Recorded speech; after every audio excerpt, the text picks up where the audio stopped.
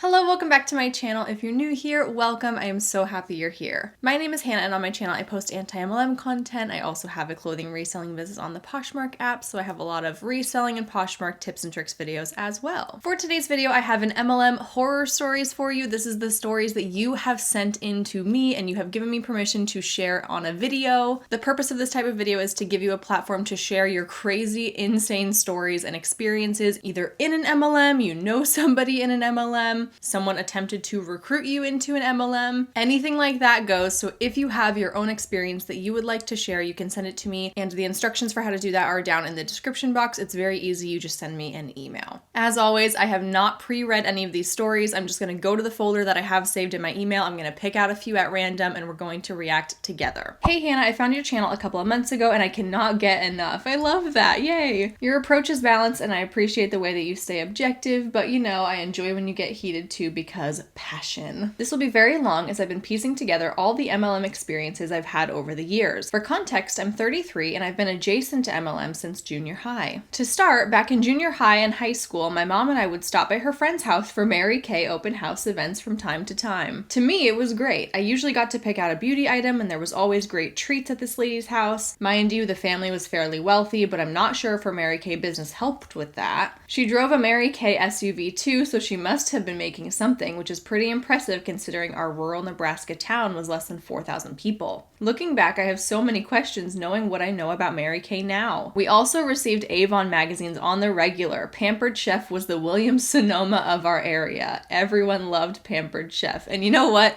My family loved Pampered Chef too. If I'm remembering correctly, my grandma used to sell it or host parties or whatever the deal was, but my family always ended up with a whole bunch of Pampered Chef stuff. And you know what? If we are being brutally honest, that might be the one MLM that I don't have as big of an issue with. Of course, they're all terrible. I don't support them at all, but I feel like it's because they sell an actual product, an actual useful tool that you can use. There's no crazy product claims or health claims or anything like that. It's just, this is a cheese grater. This is a vegetable peeler and it does its job and everyone's happy. Not saying that I support MLMs. I can't get behind that, but if I was forced to have to purchase an MLM product of some kind, it would probably be Pampered Chef. And when I was in college, my mom liked to host premier jewelry parties. Luckily, she never joined any of these MLMs. She was a teacher and my dad was a farmer. So I find us lucky that she never got roped into the business, considering we weren't always financially stable. As a freshman in college, I did one of the Mary Kay free facial sessions with a couple of friends. I can't remember how it came about, but I definitely remember feeling terribly uncomfortable. They had us fill out one of the contact info sheets and we were supposed to write down 10 to 20 email addresses of friends. So weird. I ended up writing down the 4 people in our group and maybe a few others. Again, knowing what I know now, I would not have written any names down. That is so messed up. I've heard of other parties doing that too, where it's like,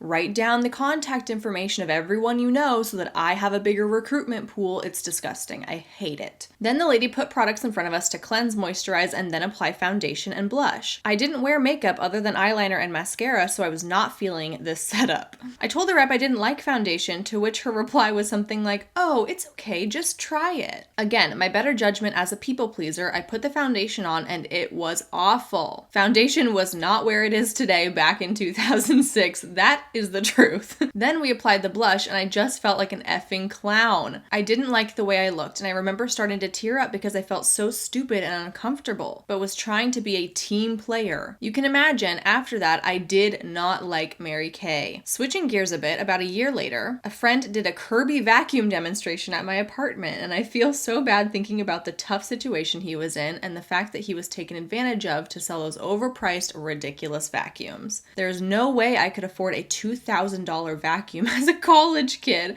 but I realized he probably just needed to make an appointment to hit some sort of goal. I can 1000% relate. I moved into an apartment with 3 other girls in college. It was fully carpeted, and we did not buy a vacuum for the first 8 months of living there. It wasn't until I got a $50 Amazon gift card from my aunt for my birthday that I was actually able to afford a vacuum. I went immediately on Amazon and I purchased the cheapest vacuum I could find so that we could vacuum our apartment. Could you imagine spending $2,000 on a vacuum? Absolutely not. Fast forward to 2012, age 24. No clue what an MLM is. I had moved to Kansas after college and was working for JCPenney, moving fixtures, rearranging clothing, etc. One day, this 40-ish-year-old lady approached me, and I can't remember how the conversation started, but we started to chit-chat about clothing, and then I think she complimented me on my skin and told me she worked for Mary Kay. We chit-chatted a bit more and found out we actually both grew up near each other in Nebraska. I think she took that as her, yes, I've got her. She asked if I wanted to come out to her office for coffee and such. She seemed nice and sincere, so I agreed. A few weeks later, I drove to her office, which was just a conference-looking room in a commercial office building. Luckily, it was actually a nice-looking building, not Creep Town like some other people's experiences. She showed me some of the products and I bought a few. It was actually a pretty nice experience. I think she tried to pitch the business to me, but I declined, and I'm grateful she left it at that. After I left, she did message me a few times for product purchases, and I said I didn't need anything. She ended up only texting me 1 or 2 times after that, which I am very grateful for, not getting harassed like some others have. Now on to 2015, age 27, still no clue what an MLM is. I moved again, this time to New York City, and continued to work at JCPenney. I got approached at a Starbucks by this lady in her 50s, and she asked if I would want to meet for a business opportunity meeting. Great.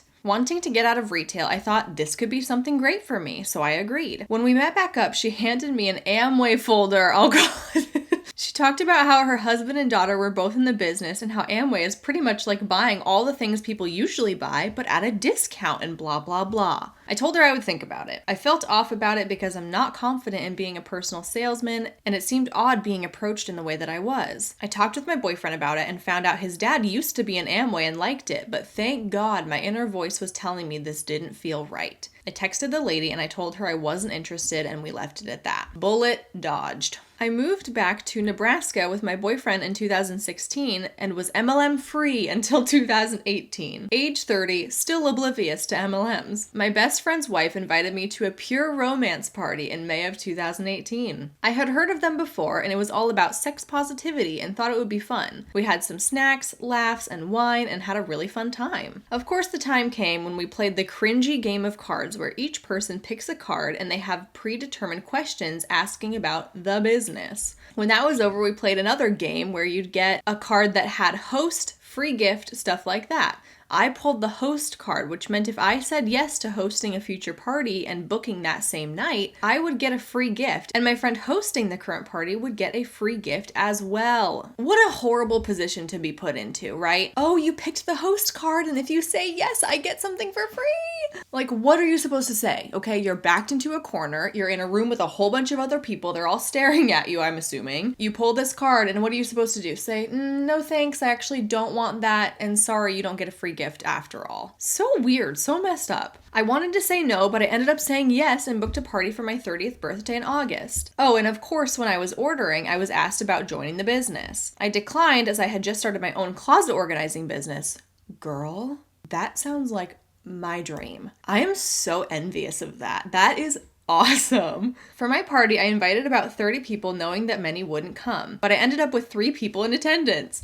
It ended up being a fun time, and I was so thankful for the people who showed up. The presentation was the same as before, but this time the starter kit she was selling that night was only $79, so it seemed to be a low-key business pitch. Sigh. Shortly after that, I started watching YouTube frequently, and eventually, I think in 2019, was suggested videos by Savannah and Kiki. This is where anti-MLM kicked in for me. I would watch anti-MLM creators constantly and became fascinated and frustrated throughout the process, trying to stay alert about any MLM that came my way. Kiki Chanel is exactly who I got started on too. Exact same scenario. It got recommended to me, and like within weeks, I had binged everything she ever put out. I still watch her to this day. I watched a video of hers this morning while I was getting ready. She doesn't do much anti-MLM commentary anymore these days, but they were pure gold when she was doing it. Her account, Savannah's account, and a whole bunch of other creators' accounts are always linked in the description box of my videos. If you can't get enough like me or like this person, go check them out. Almost done. February 2020, age 32, fully aware and against MLMs. I love how you're narrating this. It's amazing. Since starting my business in 2018 and having a very slow start, I decided I need to get my ass in gear and go to some networking events. I went to one event I found through Facebook that was being held as a meet and greet at a sushi restaurant. I was excited because it was a women's empowerment type thing. There were about 10 of us total with 2 sister business partners that organized the event. We chit-chatted and talked about mindset, gag,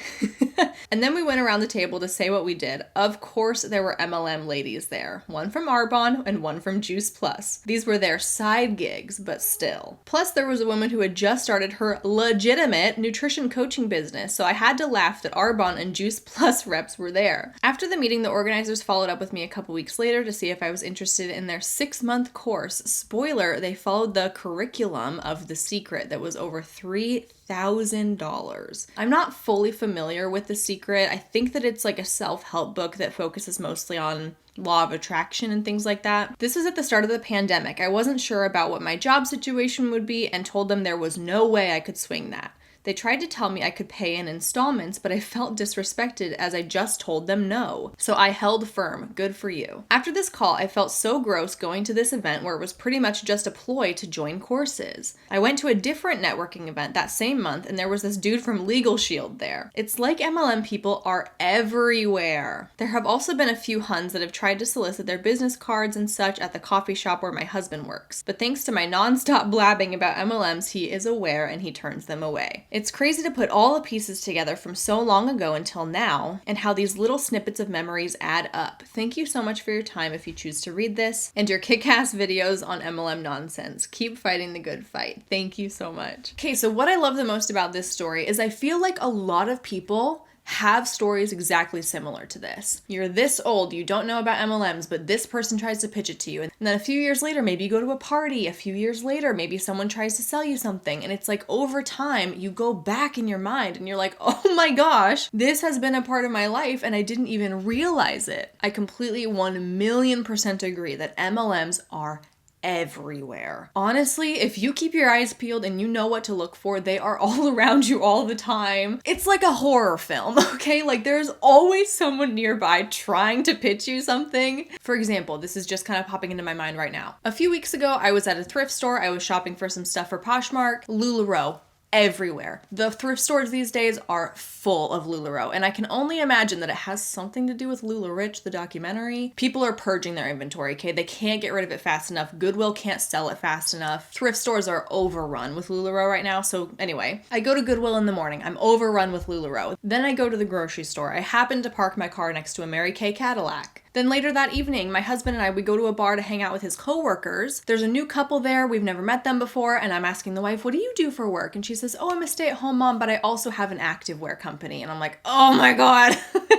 Sure enough, it was Zaya Activewear. So it is literally everywhere. And that's what makes these horror story videos so interesting, is because honest to God, everybody has an experience, even if you don't know it yet. I guess with the caveat that you live in a country where MLMs exist, but my story is very similar to this as well. I don't know if anybody would be interested in that, but I have similar experiences where throughout my life, I'm putting the pieces together slowly. So anyway, thank you for taking the time to write out this email. I love that it's long. And what I also love is that throughout your story, even though you're admitting like, I didn't know what an MLM was at this point, or this point, or this point, you still had that gut reaction. You still had that intuition to be like, something's not right about this. And even though you had these small experiences, you never fully immersed yourself in it, which I think is great. And that's the whole goal with any kind of anti-MLM content, is to get the word out there, to make sure that a lot of people know that these are not something you want to get involved with, so that you have that knowledge. You are informed, you are armed with that information so that you know what to do when someone pitches it to you, and you can stand strong and understand that it's not something that you want to get involved in. So thank you for sending in your story, and thank you for helping me accomplish that goal and spreading the word even more. All right, the next story says, hi Hannah, longtime watcher, submitting because for a long time I didn't think I had any MLM horror stories, but then I sat back and I thought, and I was like, holy yes, I do. So here we go. I've got a few. This is what I'm talking about. Yes, perfect segue from the last story. Okay, everyone has an experience. I'm telling you. First up, Mary Kay. Did we expect anything less? My mom and I joined together when I was 15 or 16 because we thought it'd be a cute thing to do together. A little bonding activity. Neither of us knew about how difficult it is to actually be successful and make money in an MLM though. I think we, and by we, I mean she, made a total of 1 or maybe 2 sales. I don't think we even actually knew the person buying from us. I just remember going to a random woman's apartment and giving her a tube of mascara, the catalog for the next month, and then awkwardly excusing ourselves from the apartment so that she could eat dinner. I'm pretty sure that's it, because my best friend at the time showed the catalog to her grandma, who then sat me down and told me to get the hell out of there. Grandma knows what's up, okay? She's like, no, we're not doing this. You are not pitching this to me. Shoo, okay? I probably would have been offended if that was me. I probably would have really had my feelings hurt if someone's grandma was like, get out of here.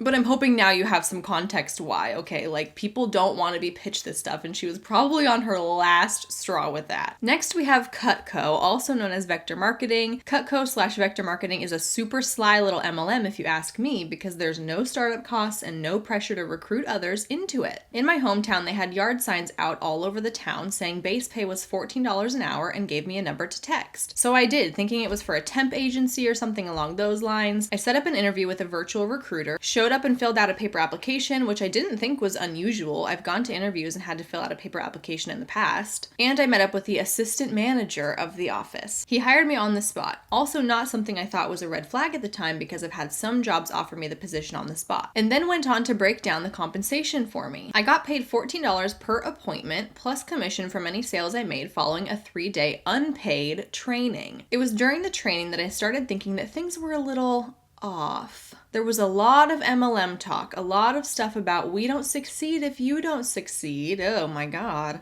There was a day where we literally spent at least an hour going through our phones and sending messages to people that we thought would be good additions to the team or good appointments. They kept telling us how easy it was to make sales because all we had to do was read from the stupid script and go through the demos, and the knives sold themselves. At the end of our appointments, we had to pressure our potential buyer into putting down names of people that might be interested in buying from us. Stop it with this, people. It's so messed up. Stop forcing people to give names and contact information of everyone they know. It's so self-serving. It's so disgusting. It's grimy. It's slimy. And those people didn't consent to have themselves put on this contact list for an MLM. I set up an appointment with my girlfriend's mom and a few other people. My mom said she'd buy a set from me, but then decided just to go ahead and give me the $500 she would have spent on the knife set because she knew that my girlfriend and I were struggling hard, which is why I jumped headfirst into Cutco. I ended up quitting, and then they threatened to file theft charges against me if I didn't return the knives. I think I texted the manager something to the effect of, "Sorry dude, I already sold them on Craigslist," before blocking his number. You know what's really funny, you guys? AJ, my husband, he sold Cutco one summer. Before I met him, this was years and years and years ago, but he kept the knives too. We have a Cutco knife in our drawer.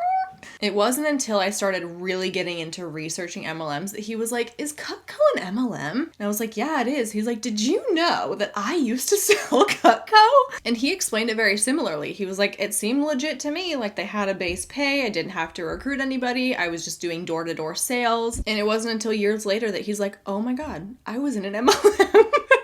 It's okay. We love AJ. We forgive him. He knows better now. I almost got involved in Unique after moving to Michigan. I was in a Facebook group where members would share job leads and hiring managers could post their job listings. Someone posted something about being able to work from your phone and make your own hours and all the other normal MLM bullshit. I messaged the girl having a feeling about what I was about to get into, and when she said she was a Unique consultant, I immediately shut it down and reported the post to the admins of the group, because F her for preying on down on their luck people who are just trying to find a steady job. Finally, I nearly got involved in Primerica in early 2020 when the COVID pandemic first started. Prime time for MLMs, okay? Multi-level marketing heyday.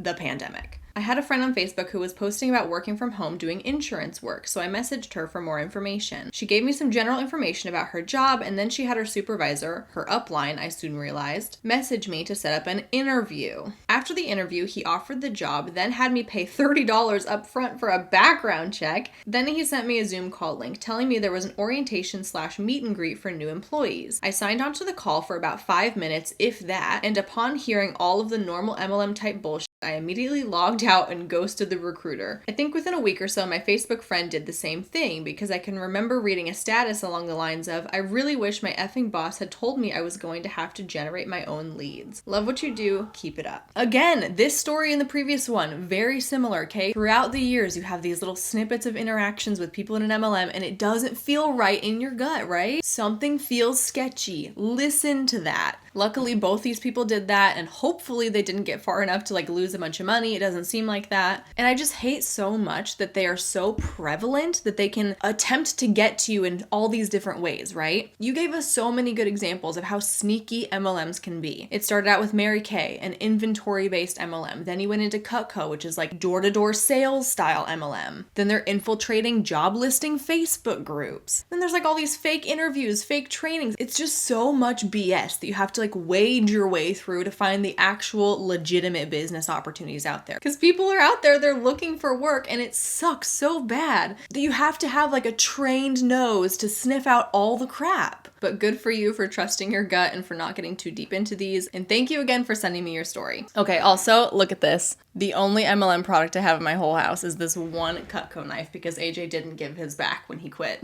Okay, I think this is going to be the last story for this video because they're all a little bit long today, which I love. Hi Hannah, I saw you were looking for MLM horror stories and I thought I'd send you one about my family's experience. These all took place a long time ago and in Western Europe, a place where MLM never took root quite as it did in the US, but still managed to cause damage. These are 3 distinct events. The third one is an absolute doozy. Feel free to pick and choose which ones, if any, you'd like to share with your audience.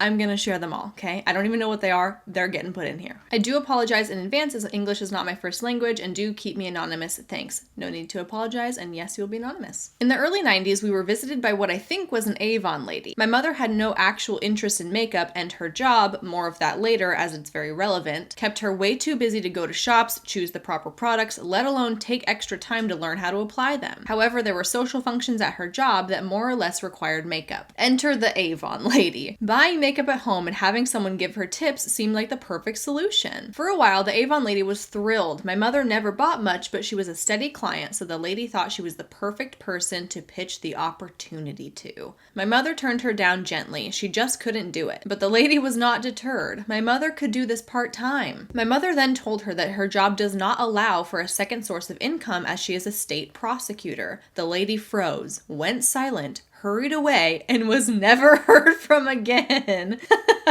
She was like, oh shoot, a powerful woman in law. Great, not my clientele. From a very early age, I was aware of what a pyramid scheme was because my mother had taught me. Good for her. But since Avon, while very popular and highly known in the States, was not exactly well known in our country, she was not aware that it was an MLM. Once the opportunity was sprung, though, she figured it out immediately. Trigger warning for eating disorder in this one.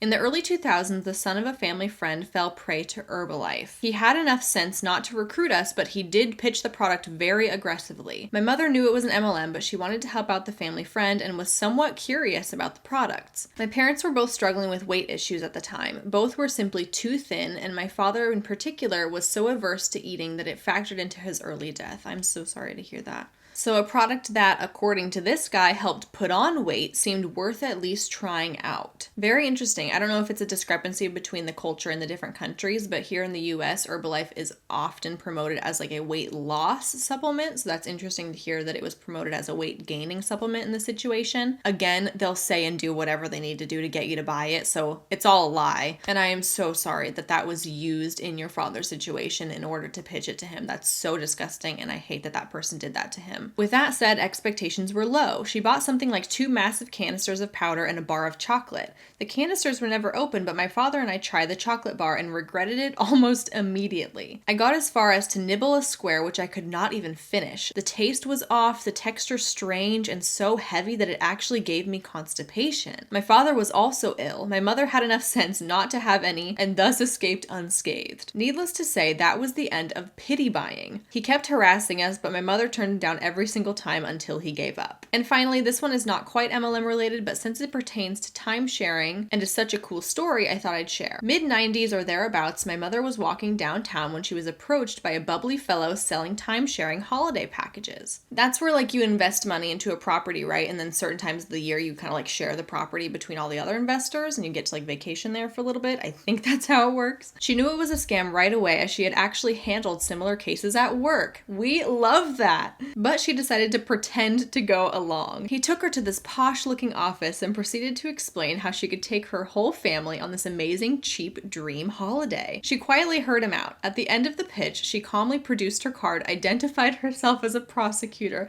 and told him she would be back with the police and that she suggested he would reconsider his career choices. What a boss. Your mom sounds awesome. That was the end of the operation. By the time the cops did roll in, the office had been entirely dismantled. In hindsight, she should perhaps not have warned him at all and let everyone be arrested, but she said she wanted to give him a chance of changing his scamming ways. She hoped that the scare would be enough to make him call it quits. It may seem like a strange call on her part, but she mostly handled very violent crimes, and an opportunity for putting an end to this affair without having to put anyone on trial seemed very alluring. There is only so much one can take of murder day in and day out after all, and her focus was more on shutting down the entire operation than actually punishing anyone. I hope you enjoyed these stories. They're not quite the usual fare, but I thought they might interest you. Keep doing what you do. All the best. P.S. If you're interested in psychic scams, my mother also handled one. I'd be more than happy to share it with you. Please do. Please do. I loved your stories. Thank you so much for sending that. Your mom sounds incredible, and that's amazing that you were kind of like raised in that household of like being skeptical of things like this because she was a prosecutor. And it seems like it may have prepared you well for your adult life and understanding that there are these kinds of scams out there and to steer clear. And that's all the stories that I have for you today. Please keep sending them to me. I love, love, love getting a new horror story in my inbox. It's very exciting. I love reading them. I love filming these videos. And if you have sent me an email, thank you for doing that, and thank you for allowing me to share your story. And with that, thank you for watching. I really appreciate you, and I will see you in my next one real soon.